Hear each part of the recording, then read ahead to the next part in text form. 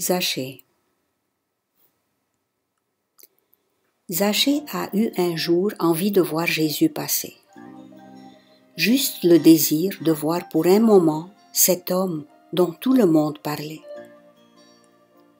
Tout commence par un désir. Zachée a entrouvert la porte de son cœur et Jésus, qui n'attendait que ça, s'est précipité pour y entrer.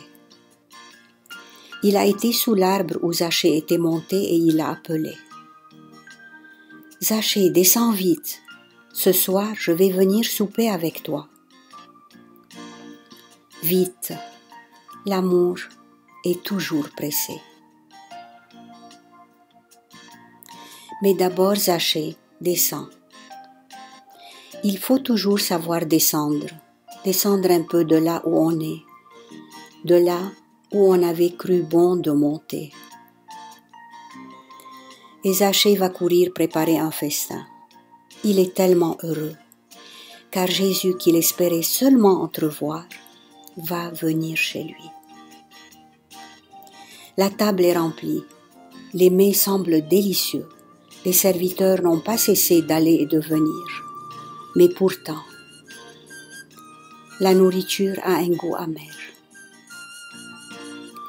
Zachée était un collecteur d'impôts, sans doute pas très honnête, et cet argent avec lequel il avait préparé ce repas était vraisemblablement de l'argent volé. Pourtant Jésus ne lui a pas dit « ce n'est pas bon ». Jésus ne lui a pas fait de leçon. Jésus n'a rien dit. Il s'est simplement assis et il a mangé. Nous sommes un peu choqués peut-être, tout comme les pharisiens, que Jésus ait accepté de manger de cette nourriture volée. Mais connaissons-nous assez celui qui a dit un jour « Si ton cœur te condamne, je suis plus grand que ton cœur. » Jésus est là, et Zachée par le simple fait de sa présence, sent soudain son cœur s'enflammer. Il se lève d'un coup et lui annonce qu'il va rendre à tous ce qu'il leur avait pris. Mais il ne s'arrête pas là, ça ne lui suffit pas. Je donnerai à chacun 4 fois plus. Zachée va être désormais reçu avec joie dans chaque maison où il va entrer. Toutes les portes vont s'ouvrir devant lui.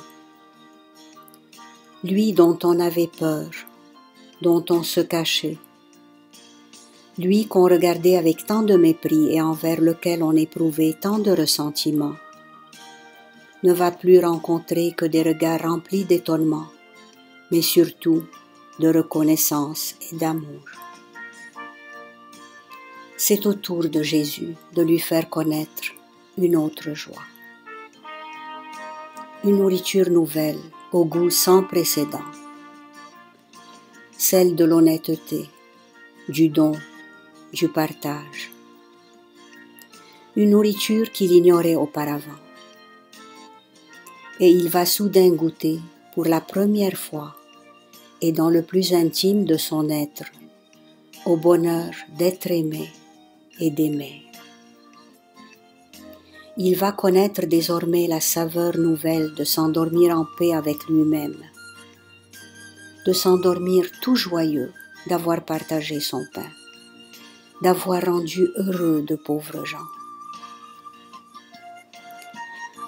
Saveur exquise de l'homme qui a vécu la présence de Jésus, qui l'a reçu chez lui, dans l'intimité de sa demeure,